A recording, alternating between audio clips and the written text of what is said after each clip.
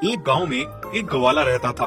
उसके पास एक गाय थी जिसका नाम सुंदरी था। सुंदरी बहुत ही अच्छी गाय थी।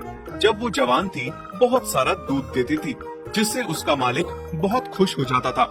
लेकिन अब हालात ऐसे थे कि सुंदरी बहुत बूढ़ी हो चुकी थी। अब वो दूध नहीं देती थी। फिर एक दिन की बात है, हे भगवान, अब मैं तंग पड़ गया हूँ इस सुंदरी से। ना तो दूध देती है और ना ही इसका मुझे अब कोई फायदा दिखता है। एक काम करता हूँ, एक नई और जवान गाय लेकर आता हूँ। मालिक नई गाय लाने की बात कर रहे थे, मुझसे तंग हो गए हैं। सही बात है, तंग हूँ भी क्यों ना, मैं उनके किसी काम की भी नहीं रह गई हूँ ना अब। चलो अच्छा ही है, मालिक नई दूध वाली गाय लेकर आएंगे तो उनका घर चलेगा। हे भगवान, जब मालिक गाय खरीदने जाएं तो उनको अच्छी सी गाय मिले जो उनको समझे, इस घर को अपना समझ के अपने दूध से इस घर को चलाए और मालिक की भी थोड़ी मदद हो जाए। अगले दिन नागेश नई गाय लेने चला जाता है, पर सुंदरी को उम्मीद थी कि शायद मालिक के जाने से पहले उससे मालिक मिल के जाएंगे। ये क्या, मालिक गाय लेने चले गए और मुझसे आके मिले भी नहीं। नई गाय के आने से कहीं मालिक बदल तो नहीं जाएंगे। नहीं नहीं, मुझे ऐसे ख्याल भी अपने मन में नहीं लाने चाहिए। मालिक बहुत अच्छे हैं, वो मुझे बचपन से जानते हैं। उन्होंने मेरे लिए बहुत किया है और मैंने भी उनके लिए बहुत किया है। वो ऐसा सोच भी नहीं सकते। शाम को नागेश एक हट्टी कट्टी मोटी ताजी गाय लेकर आता है और खूब सारा दूध निकालता है। आहा, बड़े दिनों बाद आज दिल खुश हुआ।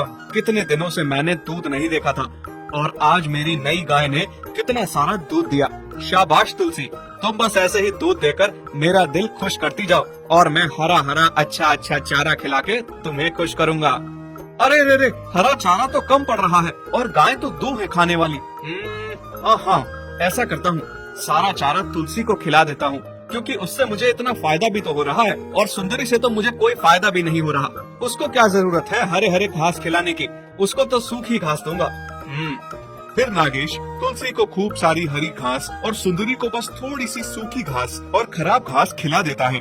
ये ले सुंदरी, अब तो तुझे इसी में गुजारा करना पड़ेगा, थोड़ी और सूखी घास में, क्योंकि मेरे पास इतनी घास नहीं है कि मैं तुम्हें मुफ्त में खिला सकूं। मुझे अब तुलसी को हरी घास खिलानी है, क्योंकि वो दूध देती है, उससे मुझे फायदा होता है और तुमसे मुझे कुछ नहीं मिलता।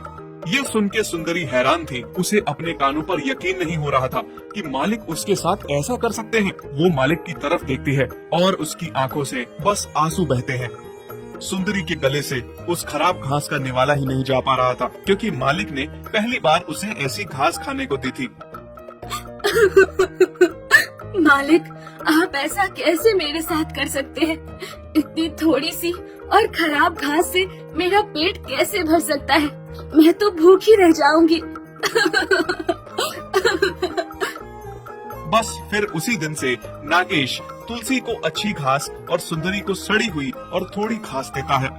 हे भगवान, मालिक मुझे अब भर पेट खाना तो नहीं देते। हमेशा मेरा पेट खाली रह जाता है। बहुत भूख लगती है मुझसे, जिस वजह से मैं इतनी कमजोर हो गई हूँ। पर भगवान, मुझ पे इतनी रहम करना कि मालिक मुझे घर से निकालने का कभी न सोचे। मैं कहाँ जाऊंगी? मैंने सारी उम्र इस घर में गुजारी है, बस अब अपना आखिरी दम भी इसी घर में तोड़ना चाहती हूँ।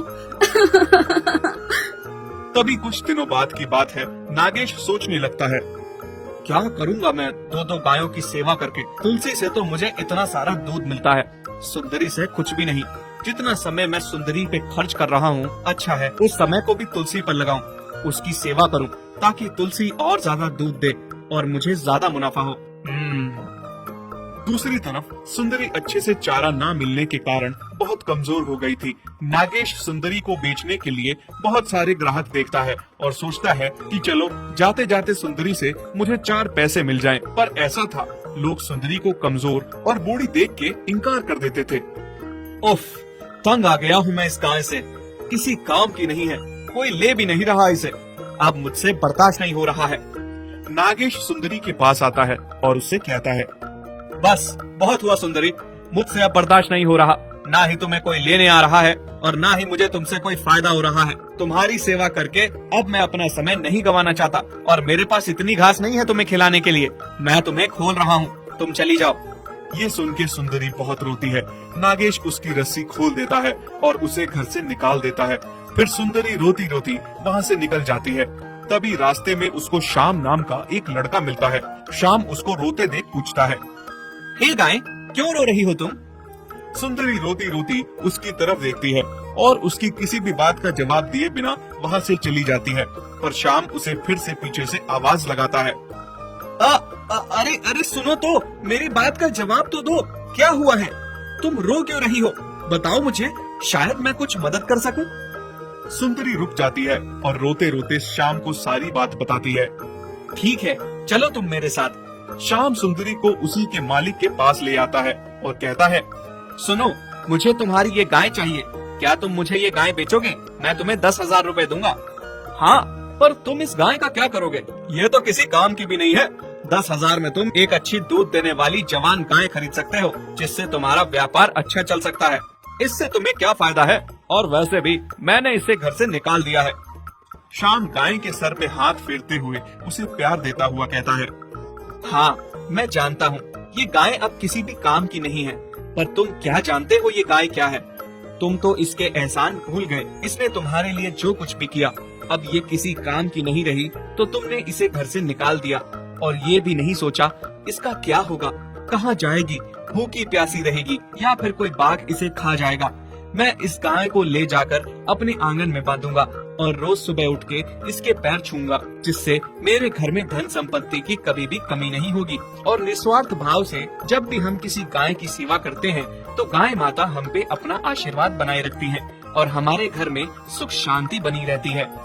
श्याम की ये सारी बातें सुनकर नागेश शर्मिंदा हो जाता है और वो वापस से सुंदरी को अपने घर में रख लेता है। और जैसे जैसे श्याम ने कहा था, ठीक वैसे ही निस्वार्थ भाव से सुंदरी की सेवा करता है। और फिर देखते ही देखते जो सालों से नागेश के खेतों में फसल नहीं बन रही थी, इस साल उसके खेतों में खूब फसल हुई। उसके घर में खूब धन आया, जिसके लिए वो सुंदरी का शुक्रगुजार था।